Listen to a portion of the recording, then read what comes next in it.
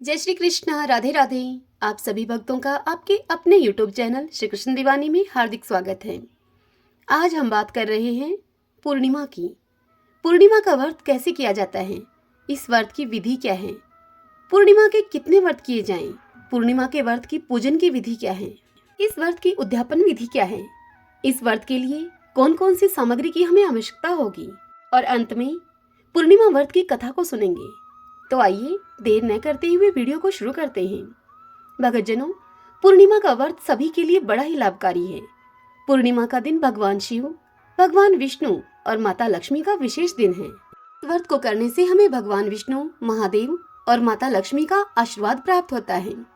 पूर्णिमा का व्रत सभी के लिए बड़ा ही लाभकारी है, चाहे वह धन की इच्छा रखने वाला मनुष्य हो या फिर विद्या की इच्छा रखने वाला, व सुख सौभाग्य की इच्छा रखने वाला ही क्यों न हो, सभी के लिए यह व्रत, पूर्णिमा का व्रत, लाभप्रद है।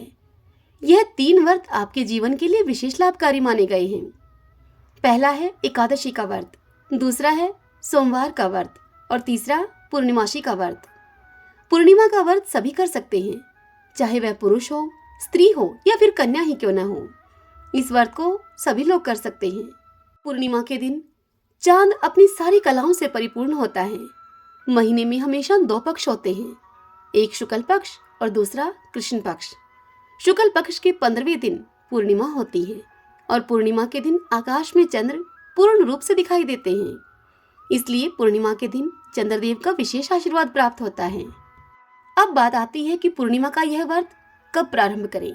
तो देखिए, पूर्णिमा का व्रत प्रारंभ करने के लिए चैत्र शुक्ल पक्ष की पूर्णिमा से या फिर वैशाख की पूर्णिमा से, या फिर आप कार्तिक की पूर्णिमा से पूर्णिमा का यह व्रत प्रारंभ कर सकते हैं। पूर्णिमा के यह व्रत 32 की संख्या में रखे जाते हैं। जब आप पूर्णिमा का व्रत आरंभ कर रहे हैं तो पहले ही दिन आपको जितनी पूर्णिमा का व्रत रखना है, इतने दिन का आप संकल्प अपने मन में ले लें। यदि आप 32 पूर्णिमा का व्रत नहीं रख पाएंगे, ऐसा आपको लगता है, तो आप 11 या फिर 21 पूर्णिमा का यह व्रत रख सकते हैं। अब बात करते हैं पूर्णिमा के व्रत के पूजन की सामग्री क्या हो।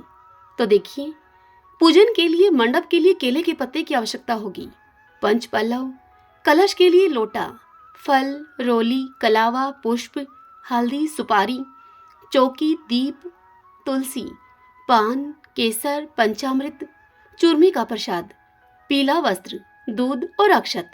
यह सामग्री पूर्णिमा व्रत के लिए आवश्यक है। पूर्णिमा के इस व्रत में ज्यादा कुछ विशेष करने की आवश्यकता नहीं होती है। दिन सुबह जल्दी उठकर स्नान आदि से निवृत्त होकर स्वच्छ वस्त्र धारण करके सर्वप्रथम सूर्य भगवान को अर्घ्य पूर्णिमा के व्रत के दिन अवश्य दें। आपको पूर्णिमा के दिन प्रातःकाल स्नान आदि करके शिवजी के मंदिर में जरूर जाना चाहिए। इस दिन शिवजी के मंदिर में शिवलिंग का पूजन अवश्य करिए। शिवलिंग पर दूध से युक्त जल और सफेद पुष्प जरूर अर्पण करें। आपको पूर्णिमा के दिन घर में भगवान विष्णु का ध्यान करके ओम नमो भगवते वासुदेवाय नमः इस मंत्र का जप करें तथा पूर्णिमा के दिन सत्यनारायण भगवान की पूजा तथा स्वयं इनकी कथा कहना बहुत ही लाभकारी माना गया है।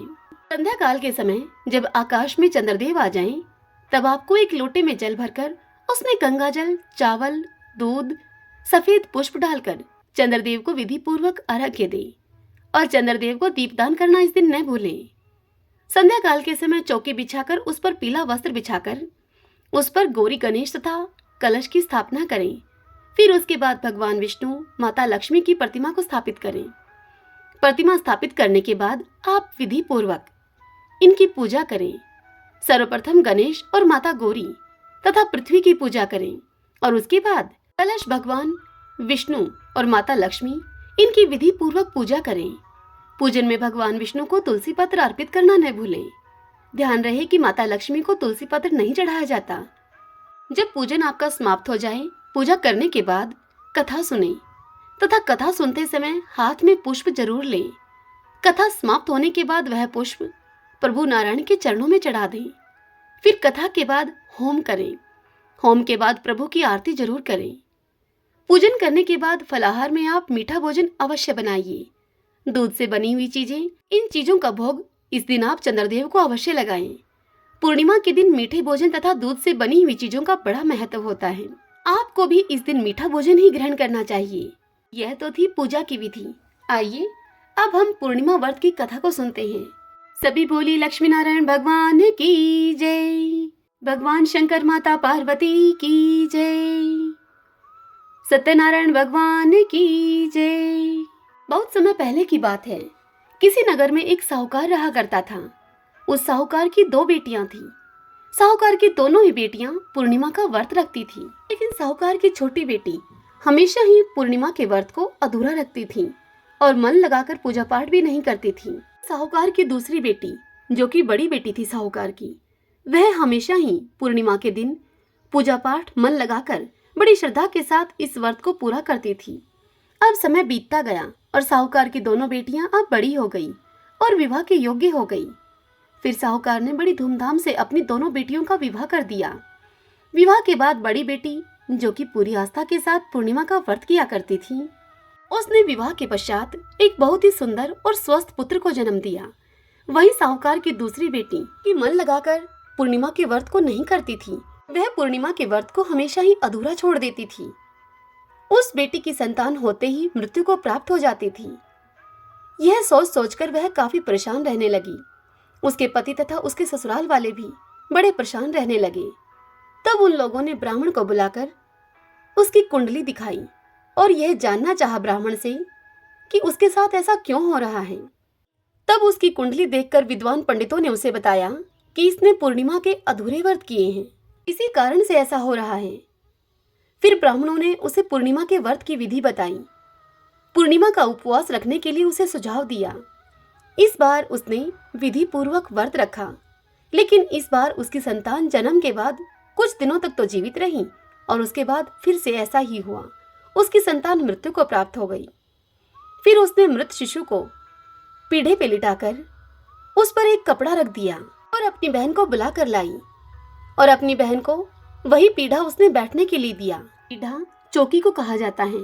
बड़ी बहन उस पीढ़े पर बैठने ही वाली थी। जैसे ही उस पीढ़े पर उस बड़ी बहन का कपड़ा स्पर्श हुआ, तभी वह बच्चा रोने लगा। यह देखकर बड़ी बहन को बड़ा आश्चर्य हुआ और गुस्सा भी आया। वह अपनी छोटी बहन से कहने लगी कि तू अपने बालक को मारने का दोष मुझ पर लगाना चाहती थी। मुझे तूने बैठने के लिए यह पीढ़ा क्यों दिया जिस पर तेरा बालक सो रहा था? इस बालक को कुछ हो जाता तो क्या होता?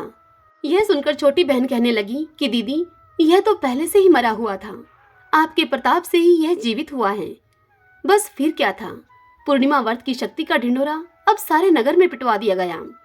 तभी से नगर के सभी लोग पूर्णिमा व्रत को विधि विधान से करने लगे और अब बड़ी बहन के साथ साथ छोटी बहन को भी पूर्णिमा के व्रत के प्रभाव से संतान सुख प्राप्त हुआ और दोनों बहनें विधि विधान पूर्वक पूर्णिमा का व्रत करने लगी।